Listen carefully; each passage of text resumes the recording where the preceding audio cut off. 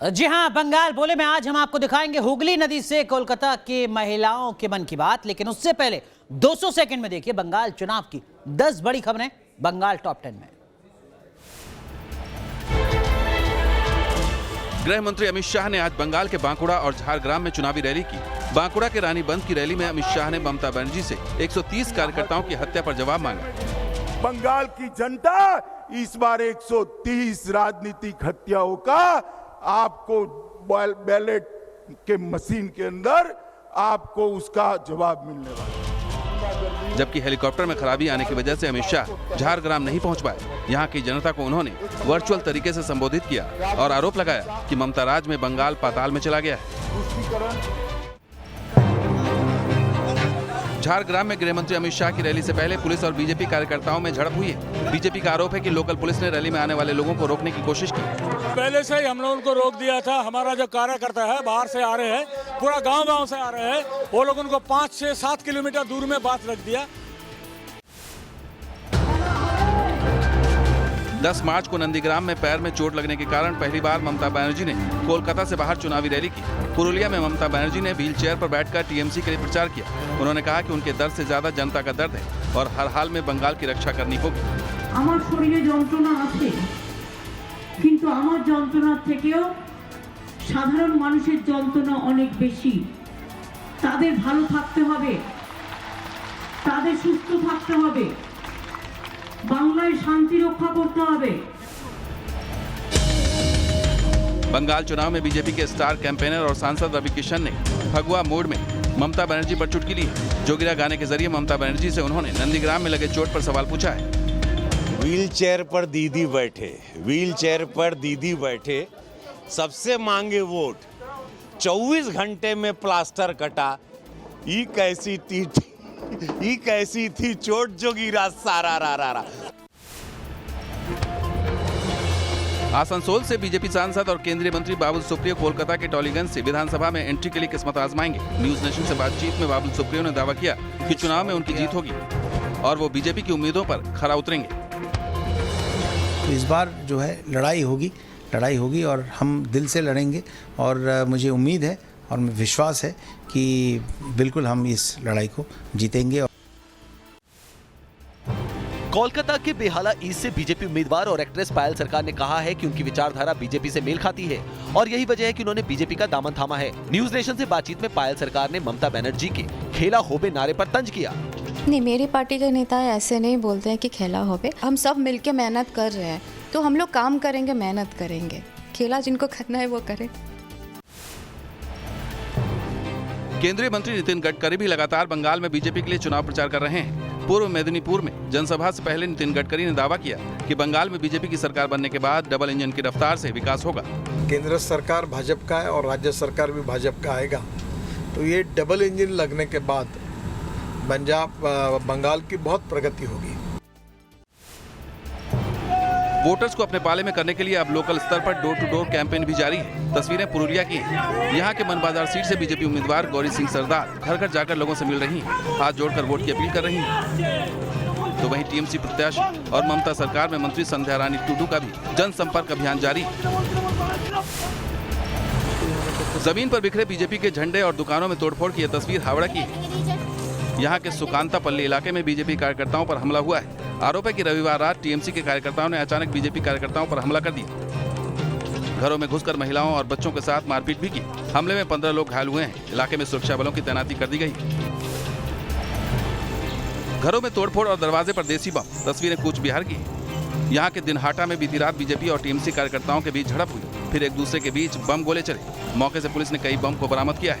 इलाके में तनाव है और पुलिस अफसर कैंप किए हुए हैं। चलिए आगे बढ़ते और आपको दिखाते हैं कोलकाता की हुगली नदी से news nation reporter Vidyanath Jha की स्पेशल रिपोर्ट। बीच नदी में बोट पर दीदी वर्सेस मोदी।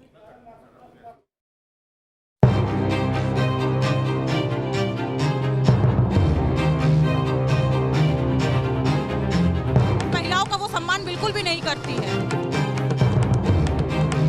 दीदी तो 30% की राजनीति करती है। तो जय श्री राम से इतनी प्रॉब्लम क्यों आपको? ममता दीदी खुद को हिंदू प्रमाण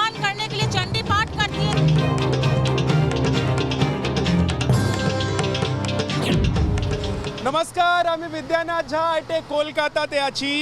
मैं एक बार फिर से बंगाल में हूं और बंगाल चुनाव का हर रंग आपको अपने अंदाज में पहुंचाऊंगा।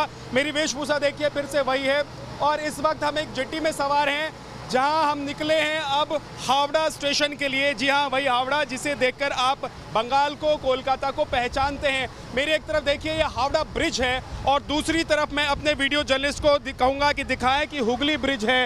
ये दोनों ब्रिज के बीच में इस वक्त हम गंगा में सफ़र कर रहे हैं और यहाँ पर हमारे साथ महिला ब्रिगेड है। महिलाओं से बात करना इसलिए बहुत ज़रूरी है, बंगाल में महिलाओं के मन की बात सुनना इसलिए ज़रूरी है क्योंकि यहाँ की मुखिया जो हैं वो महिला हैं, दीदी हैं, ममता बनर्जी हैं। अब देखिए ममता बनर्जी ने खुद ही कह दिया कि खेला हो बे, तो खेला बंगाल में क्या हो रहा है और कौन कौन खेल रहा है खेला, हम बात करते हैं सबसे एक एक करके। दीदी क्या नाम है आपका, बताइए। मेरा नाम सुजीता साहू है। दीदी बोली कि खेला हो बे, क्या खेला हो रहा है? खेल हो रहा है, बंगाल में सभी दर्शक और जनता देख रहे हैं कि वो जो नाटक आरंभ की है अभी जो चालू हो चुका है। आप लोग नाटक कह रही हैं, बताइए। इमोशनल होना चाहिए उनके लिए, उनके लिए आप लोगों को कहना चाहिए कि चोट लग गई है उनको।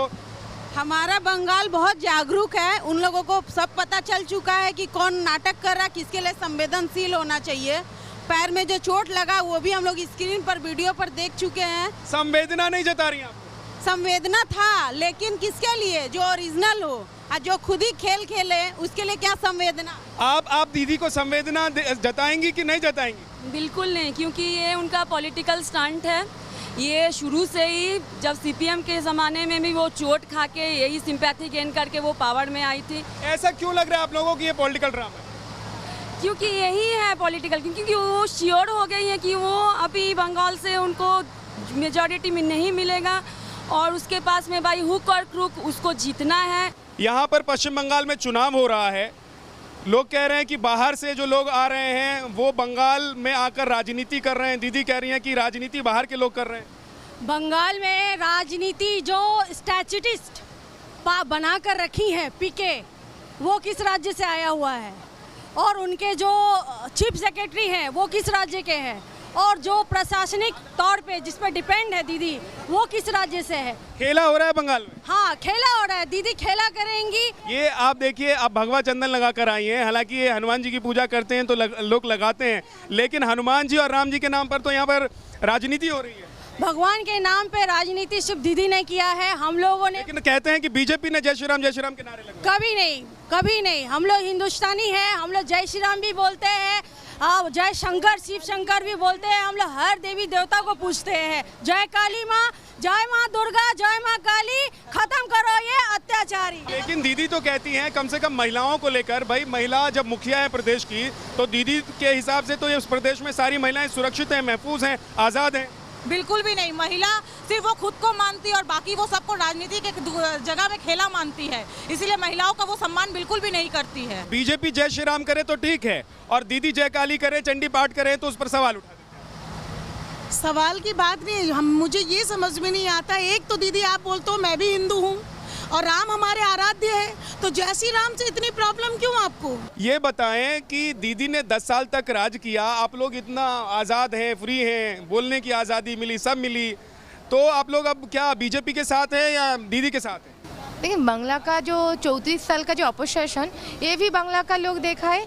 ये जो 10 साल का जो अपोजिशन है, ये भी बांग्ला का लोग देखा है। हम लोग आज़ाद है, ये दीदी आज़ाद है। तो महिला होने के नाते दीदी के साथ होना चाहिए। नहीं, महिला होने के साथ 34 साल जो बीत गया, उस 10 साल ने तो हम लोग तो दीदी को सपोर्ट करके तो यहाँ पे लाया है। ये आज़ादी की बात होती है, फ्रीडम ऑफ एक्सप्रेशन की बात होती है। क्या हम पश्चिम बंगाल में 10 साल जो अब दीदी का खत्म होने जा रहा है उसमें हमने देखा है कि फ्रीडम है, फ्रीडम ऑफ एक्सप्रेशन है? बिल्कुल भी नहीं है, जिसका जीता जागता सबूत मैं खुद हूँ। एक पोस्ट के कारण मुझे जेल भेजवा दिया गया था। यहाँ पे हर दिन इंसान के बोलने का जो स्वाधीनता है। कौन सा पोस्ट है? एक ममता बनर्जी का मीम वाला पोस्ट था, उसी के लिए मुझे जेल भिजवा। आपने वो पोस्ट किया? जी हाँ, मैंने शेयर। तो अभी क्या हुआ?